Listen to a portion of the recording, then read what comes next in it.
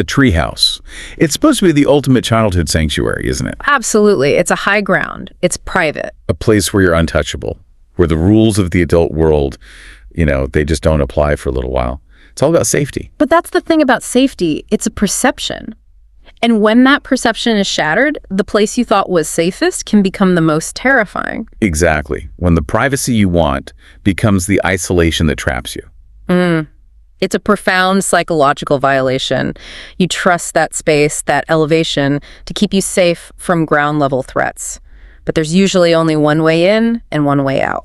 And if that's compromised, you're completely vulnerable. Completely. Today we're doing a deep dive into 4 unsettling, very real stories shared by people whose childhood havens became the stage for terrifying intrusions. We're looking at these not just as scary stories, but as case studies. Right. We're exploring predator methods, the reality of hidden squatters, and even how a simple treehouse can become a vantage point during a violent crime. So our first account begins with a family's big move to Brookmont, Maryland. Their new backyard had this amazing structure that the 9-year-old son called his tree castle. And the description is really important here. This wasn't just a couple of planks of wood. No, not at all. It was huge. It spanned 6 or 7 trees, had multiple levels, even a full staircase going up. So it felt permanent, an extension of the home, really. A threat to it would feel like a threat to the entire house. Totally. Well, his older brothers get bored of it, so he starts playing up there alone. And that's when the notes started. He finds a folded piece of paper, signed the Marshmallow Man. At first, he thinks it's just his brothers playing a game. He even writes back. And that's exactly what an intruder would count on. It's a classic way to establish what we'd call a shared secret. The predator comes into the child's world, disguised as a friend, as a game, and it immediately builds this weird trust and isolates the kid from their parents. The notes. They got evasive pretty fast. They went from things like, what's your favorite color? To much more focused questions. Questions designed to get information. Yeah. 2 in particular stand out. First, what's your favorite time of day to play outside? And then the really chilling one. Which window in the house is your bedroom? I mean, if you look at that from an intelligence gathering perspective, it's a target map. Favorite time to play tells you when the child is likely to be alone. The bedroom window confirms their location when they're most vulnerable, when they're asleep. This is way beyond a prank. It's surveillance. And he answered the bedroom question. He just wrote it down. But the breaking point, the thing that finally made him realize this was dangerous, was the next note. What did it say? It was a disgusting question. It asked what his pajamas smelled like. And that's the boundary violation. That's the moment the intruder says, I am close enough to you to know intimate details. I am watching you when you think you are safe. He confronts his brothers. They swear it wasn't them. And suddenly he realizes this is something external, something unseen. And something very, very personal. The proof came that night. He hears tapping at his window, but he's too terrified to look. I don't blame him. The next morning, he gets up, and taped to the outside of the glass are dozens and dozens of marshmallows. Oh, wow. Undeniable. The next night, the tapping starts again. This time, he's just had enough. And he rips the curtains open, ready to scream at his brothers. But it wasn't them. No. On the other side of the glass was a man. He described him as an old, disgusting man with yellow eyes and what looked like rotting teeth. And when the boy saw him, the man just smiled. The terror of that moment. The person who's been grooming you, learning your routine, is now physically at the boundary of your home, looking into your bedroom. It's immense. The police came, they took the notes, but the man was never found. He just vanished. Our second story involves a presence that actually left physical evidence behind, blurring that line between a kid's imaginary world and a really shocking reality. This one comes from a father, he's a carpenter, who built this very sturdy treehouse for his 8-year-old son, Luke. Their house was on a dead-end street, right up against some dense woods. The father mentions that he set it up so he could see the steps from his bedroom window. A protective measure. A measure that didn't quite work. Luke introduces his parents to Jake. The imaginary friend. Right, an imaginary friend who was shy and conveniently only liked to play up in the treehouse.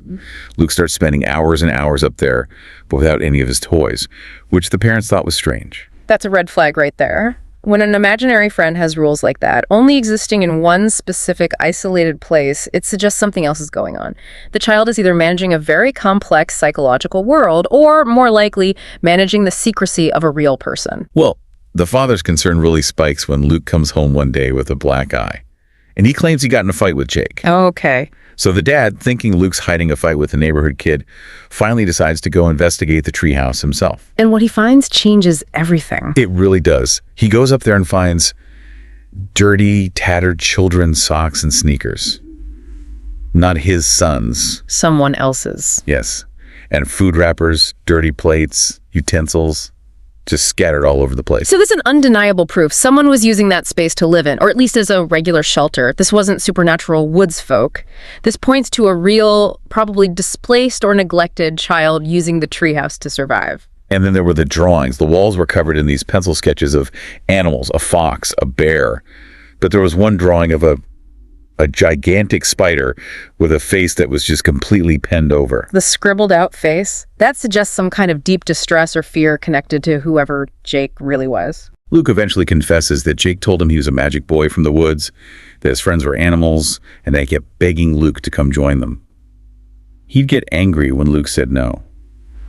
So you have this vulnerable child hiding out, using another kid's safe space for shelter, and then trying to recruit that kid into his world. It's tragic. The father forbids Luke from ever going back up there.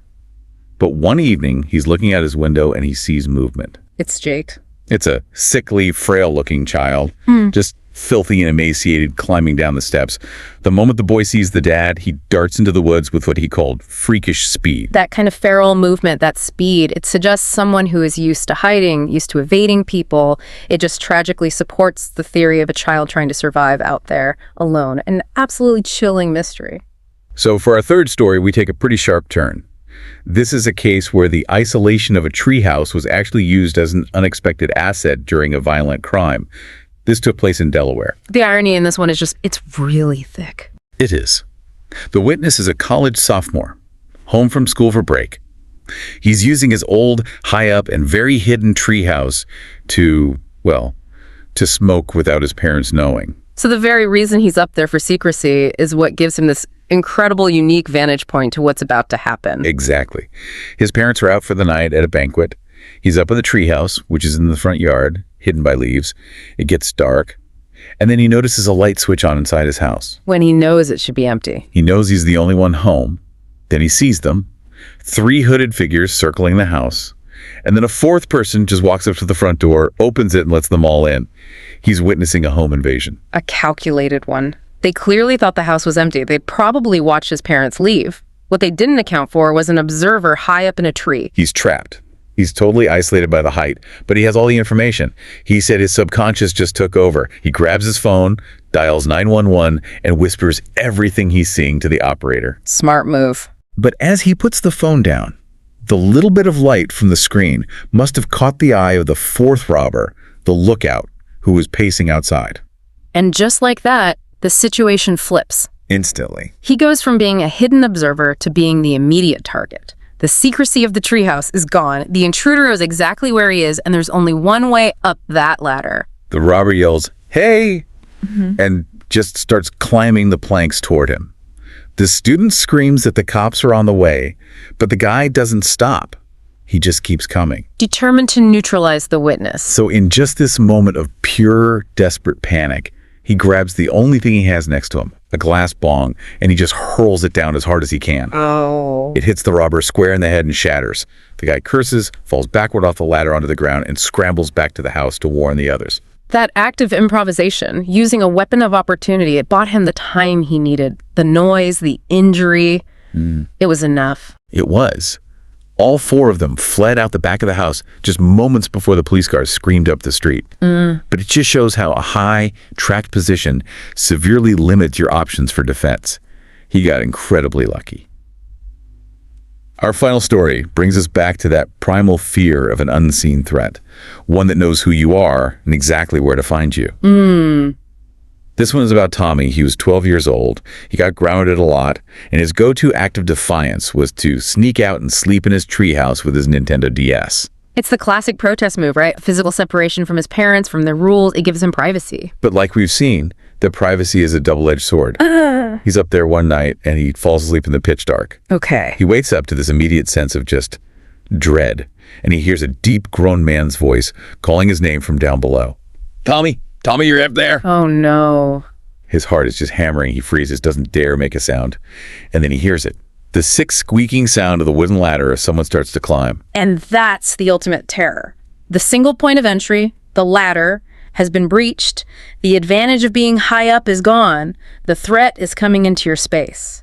A moment later, he sees the shadow of a head poke up through the opening in the floor of the treehouse. It becomes a tiny dark box with a monster coming in. And the voice speaks again. He just says, there you are.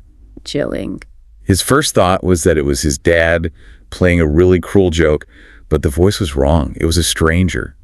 He stood up, ran to the little window, and just started screaming, "Dad!" at the top of his lungs. And what happened? His parents came rushing out of the house, but the man was gone, just vanished into the shadows. His dad swore it wasn't him. His uncle was a cop. He came and took a report, but there was nothing to go on. Just this single unanswerable question. How did a complete stranger know his name? And know exactly where to find him on that specific night. It ties right back to the Marshmallow Man, doesn't it? The threat came prepared. They knew the routine. The kid gets grounded. He goes to the treehouse. They knew his name. It implies a period of surveillance came before the actual confrontation.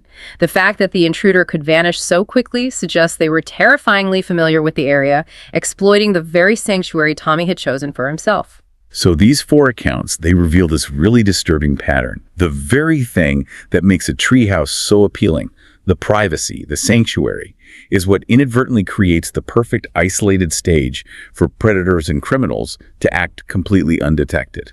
The real lesson here, if you want to boil it down, is that extreme isolation creates extreme vulnerability. And you can see it in every story. Yeah, you really can. Whether it's a predator profiling a child's habits, a desperate person seeking hidden shelter, or a robber assuming a house is empty, the treehouse becomes this blind spot.